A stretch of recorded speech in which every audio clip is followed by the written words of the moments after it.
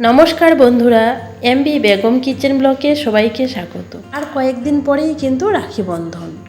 আপনারা যদি বাড়িতে থাকা উপকরণ দিয়ে কয়েকটা মিষ্টি তৈরি করে নিতে চান, তাহলে এই মিষ্টি রেসিপিটা কিন্তু আপনারা ট্রাই করতে পারেন, বাড়িতে বানিয়ে দেখতে পারেন। বানানো কিন্তু একদম সহজ। রেসিপিটা সম্পূর্ণ দেখার জন্য আপনাদের কাছে অনুরোধ রইল। তাইলে চলো দেরি না করে দেখে নিই আমি এই মিষ্টিটা কি করে তৈরি করেছি। মিষ্টিটা তৈরি করার জন্য প্রথমে একটা প্যান বসিয়ে দিয়েছি। প্যানের মধ্যে দিয়ে দিচ্ছি 1 চামচ ঘি। ঘিটাকে নেড়ে চেড়ে মেল্ট করে গরম করে নেব। ঘিটা গরম হয়ে গেছে, এবারে এখানে দিয়ে দেব সুজি। এখানে আমি হাফ কাপ সুজি নিয়েছি। এবারে সুজিটাকে নেড়ে চেড়ে 2 থেকে 3 মিনিটের মতো ভেজে নেব। ঘিয়ের সাথে ভালো করে মিশিয়ে নিচ্ছি।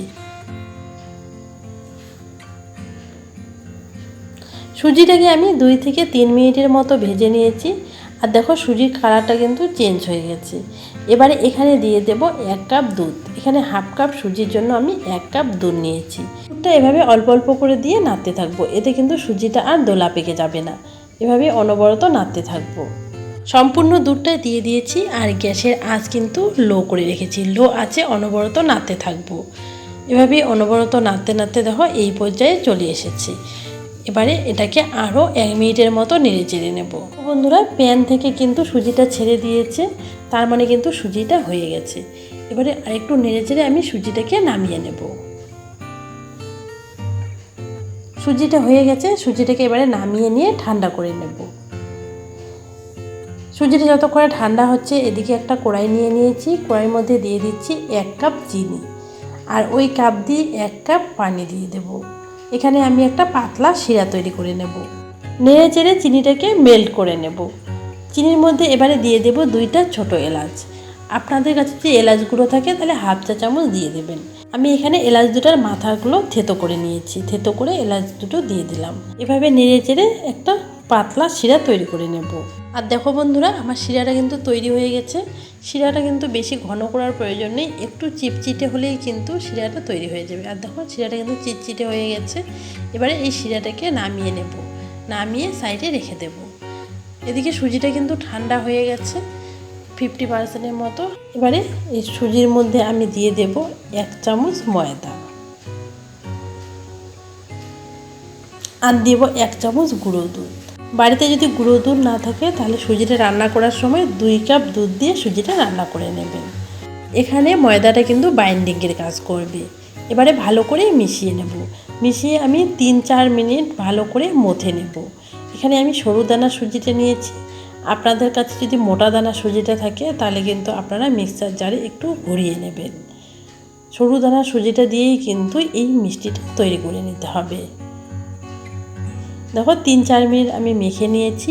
এবারে এখানে হাফ চা চামচের মতো ঘি দিয়ে দিচ্ছি, তাহলে কিন্তু আর হাতেও লাগবে না, থালাতেও লাগবে না। ঘিটা দিয়ে আবারও ভালো করে মাখিয়ে নেব। দেখো এবারে কিন্তু আর থালায় লেগে যাচ্ছে না, হাতেও লেগে যাচ্ছে না। সম্পূর্ণ সুজিটাকে আমি এভাবে একখানে করে নেব।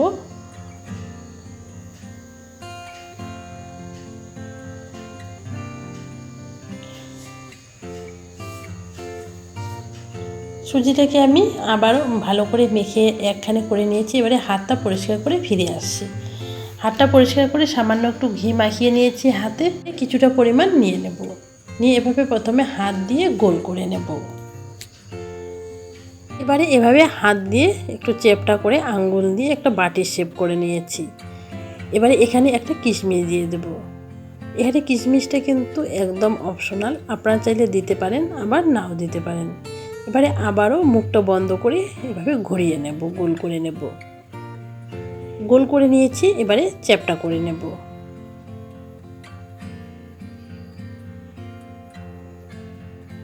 চ্যাপটা করে এভাবে হাত দিয়ে ঘুরিয়ে নেব, সাইডগুলো যাতে ফেটে না যায়। এভাবে ঘুরিয়ে নিয়ে আবারও হালকা করে চ্যাপটা করে নেব। নিয়ে এভাবে একটু ঘুরিয়ে নিয়ে এটাকে রেখে দেব। আমি আরেকটা তৈরি করে দেখিয়ে দিচ্ছি। কিছুটা পরিমাণ নিয়ে নিলাম। এবারে প্রথমে গোল করে নেব। এবারে চ্যাপটা করে একটা বাটির শেপ দিয়ে নেব। এবারে একটা কিশমিশ দিয়ে দেব, দিয়ে মুখটা বন্ধ করে নেব। মুখটা বন্ধ করে আবারও গোল করে নেব। এভাবে চাপ দিয়ে একটু চ্যাপটা করে নেব, নিয়ে এভাবে ঘুরিয়ে নেব। এতে কিন্তু সাইডগুলো আর ফেটে যাবে না। দিয়ে আবারও হালকা একটু চাপ দিয়ে নেব, দিয়ে আবারও একটু ঘুরিয়ে নেব। হয়ে গেছে, এটাকে এবারে রেখে দিচ্ছি। একইভাবে সবগুলোই তৈরি করে নিয়েছি। এগুলোকে সাইডে রেখে আমি গ্যাস ওভেনের উপর একটা প্যান বসিয়ে কিছুটা পরিমাণ তেল মিডিয়াম আঁচে গরম করে নিয়েছি। এবারে মিষ্টিগুলো দিয়ে দেব তেলের মধ্যে। মিষ্টিগুলো দেওয়ার সময় কিন্তু গ্যাসের আঁচটা হাই করে নিয়েছি, যেহেতু আমি একবারে সবগুলো মিষ্টি ভেজে নেব। আর একবারে গরম তেলে সবগুলো মিষ্টি যদি দিয়ে দিই তাহলে তেলের তাপমাত্রাটা কমে যাবে, সেই জন্য গ্যাসের আঁচটা হাই করে নিয়েছি। মিষ্টিগুলো দেওয়া হয়ে গেছে, এবারে কিন্তু গ্যাসের আঁচটা মিডিয়াম করে নিয়েছি। এবারে এক পাশটাকে হতে দেব 2 মিনিটের মতো। 2 মিনিট পরে ফিরে আসলাম, এবারে উল্টিয়ে নিচ্ছি। সবগুলোকে উল্টিয়ে নিতে হবে। সবগুলো মিষ্টিকে একইভাবে উল্টিয়ে নিয়েছি। এবারে এই পাশটাকেও আমি 2 মিনিটের মতো হতে দেব। এই পাশটাও কিন্তু 2 মিনিট হয়ে গেছে, আবারও আমি একটু উল্টিয়ে নিচ্ছি।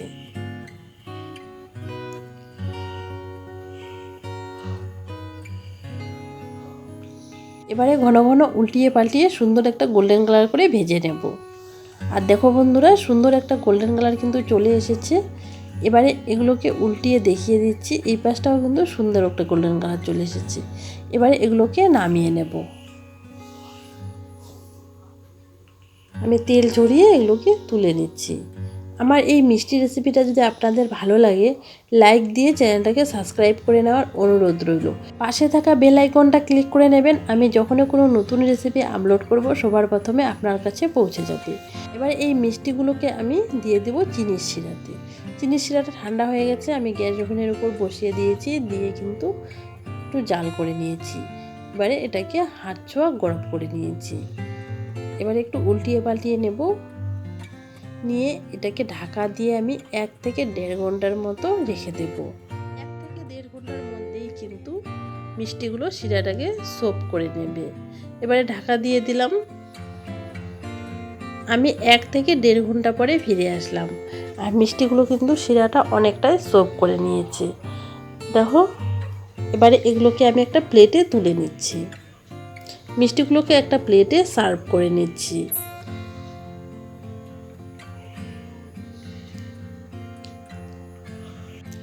সম্পূর্ণ মিষ্টিগুলোকে একটা প্লেটে দিয়ে নিয়েছি। এবারে উপর থেকে সাজিয়ে নেব।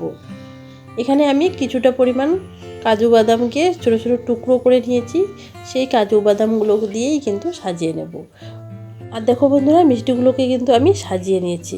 একটা কেটে দেখিয়ে দিচ্ছি কতটা নরম তুলতুলে হয়েছে মিষ্টিটা। দেখো কতটা নরম তুলতুলে হয়েছে। বাড়িতে অবশ্যই একদিন তৈরি করবেন, আর খেয়ে কেমন লেগেছে আমার কমেন্ট বক্সে কমেন্ট করে জানাবেন। আপনাদের কমেন্টের অপেক্ষায় থাকলাম। রেসিপিটা ভালো লাগলে একটা লাইক দেবেন, ভালো না লাগলে একটা ডিসলাইক দেবেন।